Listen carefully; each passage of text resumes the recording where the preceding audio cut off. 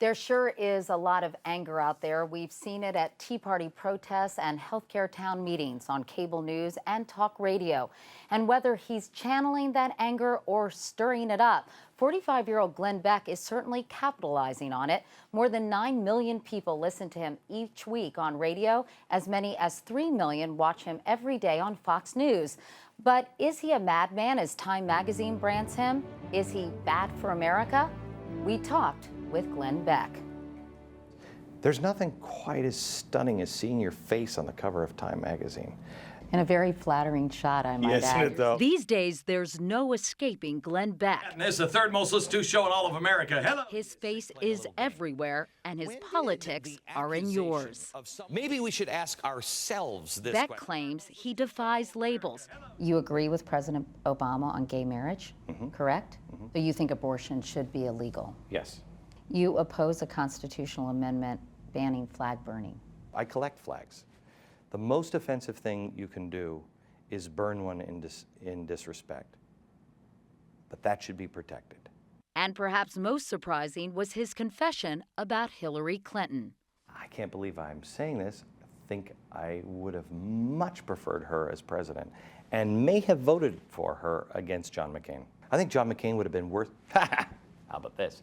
I think John McCain would have been worse for the country than Barack Obama. How's that? His loudest rallying cry, get big government out of our lives and give a voice to the little guy. The average person is tired. They're tired. And they've also come to a point to where they no longer see our children or our children's children having the kind of opportunity and life that we have, because we've spent ourselves into oblivion. Both sides have done it. It's got to stop. Beck has loved the spotlight since he was a boy growing up in Washington State. He's open and often emotive about his hardships. His mother committed suicide when he was 13, which he said made him turn to drugs and alcohol. In the 1990s, he converted to Mormonism. It helps me live my life in a sober way. It teaches me to serve others. And according to Beck, take Republicans to task as often as Democrats. After 20 years as a top 40 DJ, Beck has brought his shock jock sensibility to the airwaves, and people are listening. USA!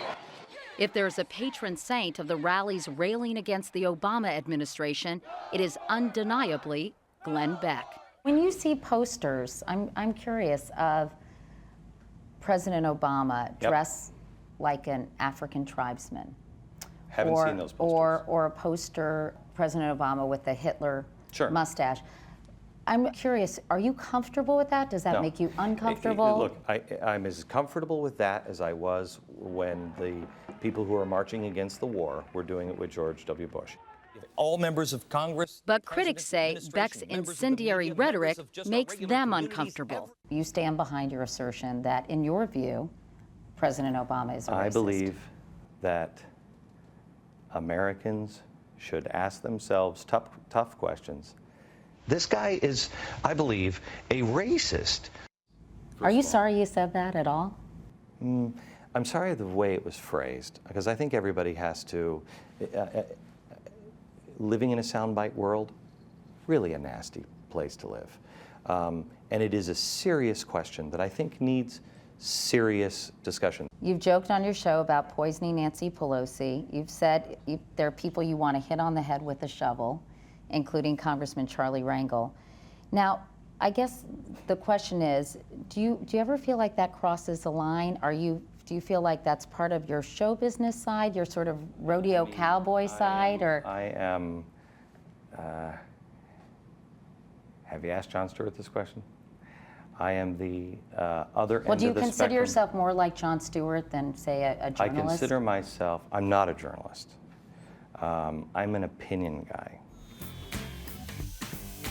And there are plenty of opinions about him. For his followers, he's an escape valve for their simmering anger and disillusionment. For his detractors, he's fanning the flames of ignorance and rage. But for now, people can agree on this. He's the most talked about talker around. Glenn Beck's new book, Arguing with Idiots, is published by Simon & Schuster, which is owned by CBS.